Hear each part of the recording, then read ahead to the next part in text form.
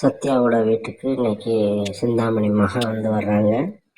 மேலே சத்யா துணி காய போட்டுக்கிட்டு இருக்கிறப்ப வந்து மேலே வந்து வர்றாங்க. மேலே வந்து அவங்க லவ்வை வந்து ப்ரப்போஸ் பண்ணுறாங்க. நான் ஒன்று லவ் பண்ணுறேன் அப்படின்னு சொல்லிட்டு சத்யாட்ட சொல்கிறாங்க. அதுக்கு சத்யா வந்து மலைச்சி போய் நிற்கிறாப்புல. மலைச்சி போய் நின்னோடனே சொல்கிறாப்புல, நான் எப்படிங்க ஏற்றுக்க முடியும் காதல். சரி, மறுப்பு சொல்கிறதுனால சிந்தாமணி மகன் சொல்கிறா, யோசிச்சு சொல்லுங்கள் அப்படிங்கிறாங்க. இந்த மாதிரி எனக்கு யோசிக்கிறதுக்கு டைம் வேணும் அப்படின்னு கேட்குறேன். அதுக்கு வந்து சொல்கிறான் சிந்தாமணி மகன், நீ ஒரு இன்னசெண்டாக இருக்கனால உன் மேலே எனக்கு லவ் வந்துச்சு அப்படின்னு சொல்கிறாங்க. அதுக்கு டைம் வேணும் சொல்லுவாங்க. சரி டைம் எடுத்துக்க அப்படிங்கிறாங்க. அவங்க அம்மா வர்றாங்க. அம்மா வர்றப்ப என்ன சத்தியா பேசுனியா, நிற்க வச்சு பேசிகிட்ருக்கேன் அப்படின்னு கேட்குறாங்க. இல்லைம்மா அவங்க சொல்கிறாங்க, சிந்தாமணி மகன் பதில் கேட்டிருக்கேன் சொல்கிறேன்ட்டுருக்காப்புல. சொல்கிறா பதில் அப்படின்னு அவங்க அம்மா வந்து அதட்டுறாங்க. சீக்கிரம் சொல்லு அப்படின்ட்டு சொல்கிறாங்க. சிரிச்சுக்கிட்டே அப்படி போயிடுறா. அண்ணாமலை வீட்டுக்கு வர்றாரு. அண்ணாமலை வீட்டில் எல்லோரும் முத்து வந்து அந்த கட்டில் புறம் பிரிச்சுக்கிட்டு இருக்காப்புல ரூமில் போகிறதுக்கு.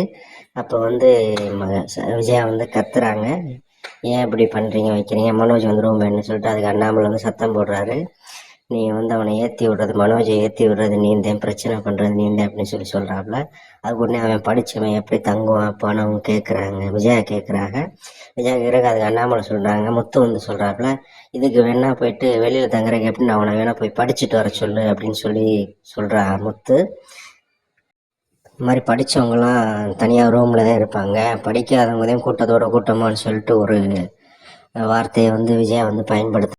அதுக்கு முத்து சொல்கிறாப்புல, இதை அம்மாவோட சுபாவம் தானப்பா, நீ வந்து இதில் அம்மா அதிசயமாக பேசுகிறாங்களோ ஒன்றும் இல்லை, புத்தி அம்மாவோட புத்தி அதுதான் அப்படிங்கிற மாதிரி முத்து சொல்கிறாப்புல. ஹாலில் படுத்து பழக்கணுன்னா அதுக்கு வேணால் ஹாலில் படுக்கிறதுக்கு வேணால் படிச்சுட்டு வரணும்னு முத்து திரும்ப சொல்கிறாங்க.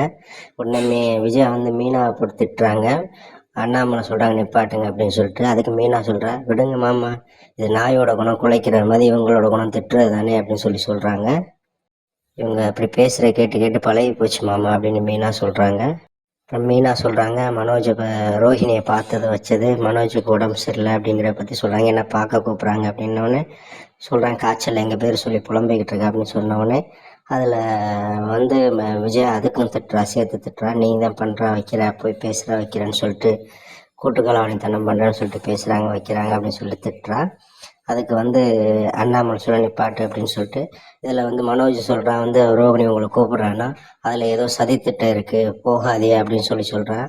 அண்ணாமலை அதைத்தான் சொல்கிறாரு, இதில் ஏதோ மனோஜை கிரீஸை நம்பலாம், பட்டு ரோஹிணியை வந்து நம்ப முடியாது, அவள் வந்து ஃப்ராடு, அதனால் வந்து அங்கே வீட்டுக்கு போகாமல் வேற எங்கேயாவது வச்சு பார்க்குற மாதிரி பாருங்க அப்படின்னு சொல்கிறாங்க அண்ணாமலை.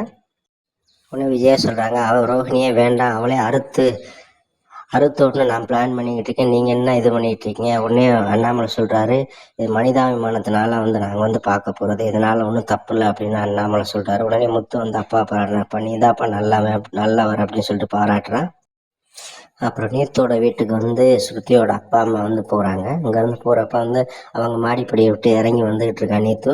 உடனே நீத்து ஸ்ருதியோட அம்மா சொல்கிறாங்க, காலெலாம் சரியாயிடுச்சு போட்டிருக்கு அப்படின்னோடனே, ஆமாம் ஆண்டி கொஞ்சம் நான் விழுப்புவர் அதிகம் அப்படின்னு சொல்கிறான். ஸ்ருதியோட அப்பா வந்து இருந்தால் அவனோட வைத்திய செலவுக்கு ரவி கேட்ட 9 லட்ச ரூபா அவனை கொடுக்க சொன்னாப்புல, நஷ்டம் இருந்தான்னு சொல்லி செக்கு கொடுக்குறாப்புல. அதுக்கு அவன் வந்து வாங்காமல் இருக்கிறான். வாங்க மறுத்துட்டு, நீங்கள் தான் எனக்கு பண்ணி தரேன், உங்களை போலீஸில் கம்ப்ளைண்ட் பண்ணுவேன் அப்படின்னு சொல்கிறான். அவன் 9 லட்சத்தை வாங்கிட்டு ஸ்ருதியோட அப்பா வந்து 9 லட்சத்தை வாங்கிட்டு நீத்து வந்து வடநாட்டுக்கே போயிரு அப்படின்னு சொல்லிட்டு மிரட்டுறாரு. அதுக்கு அவங்க வந்து நீங்கள் மிரட்டாதீங்க அப்படின்னு சொல்லிட்டு அவங்க அம்மாவை மிரட்டுறாங்க. அதுக்கு அவங்க அம்மாட்ட வந்து நீத்து சொல்கிறான், நீங்கள் உங்கள் புருஷனை விட்டு விலகிருங்க அப்படின்னு நான் சொன்னால் நீங்கள் கேட்பீங்களா. உடனே அவங்க அம்மா வந்து அதட்டுறாங்க, அப்படின்னு அதட்டுறாங்க. ரவி வந்து நான் லவ் பண்ணுறேன், நீங்கள் இப்படி பண்ணுறதுனால எனக்கு ரவிக்கு வந்து என் மேலே அஃபெக்ஷன் ஆயிடுச்சு அப்படின்னு நீத்து சொல்கிறான். ஸ்ருதியோட அப்பா சொல்கிறாரு, அவன் வந்து பைத்தியம் ஆயிட்டான் அப்படின்னு சொல்லிட்டு மலையாளத்தில் திட்டுறாரு. எனக்கு தெரியாது, எனக்கு ஆண்டி அப்படின்னு சொல்லிட்டு வந்து நீங்கள் போங்க நான் பார்த்துக்கிறேன் அப்படின்னு சொல்லி நீத்து சொல்கிறான். ரோஹிணியோட வீட்டுக்கு வந்து சிந்தாமணி வர்றாங்க. வந்துட்டு நல்லா விசாரிக்கிறாங்க, கிரீஸ் எப்படி இருக்குன்னு விசாரிக்கிறாங்க, வீடெல்லாம் எப்படி இருக்குன்னு விசாரிக்கிறாங்க, ஒரு டைவர்ஸ் கேஸ் எப்படி போயிட்டுருக்குன்னு விசாரிக்கிறாங்க. அப்போ வந்து ரோஹிணி வந்து சொல்கிறான், மீனா வந்து பார்க்குறதுக்கு நான் பார்த்தேன், பிள்ளைய பார்க்குறதுக்காக வர்றேன்ட்டு இருக்காங்க அப்படின்னு சொல்லிட்டு அதை தடுக்கிறதுக்கு திட்டம் போடுறா சிந்தாமணி. உடனே சிந்தாமணி ரோஹிணிகிட்ட சொல்கிறா, நீ வந்து மனோஜ் வந்து வர வைக்கப்பாரு, வீட்டுக்கு வர வைக்கப்பாரு. முத்து மீனான்னு பேர் சொல்கிற மாதிரி சொல்லாத, மனோஜ் பேரை சொல்லி புலம்புறான்னு சொல்லி மனோஜ் வந்து வீட்டுக்கு வர சொல்லு. அவன் வந்து அம்மா பிள்ளை, அதனால் அவனை நீங்கள் உன் பக்கம் இழுக்கிறதுக்கு பாரு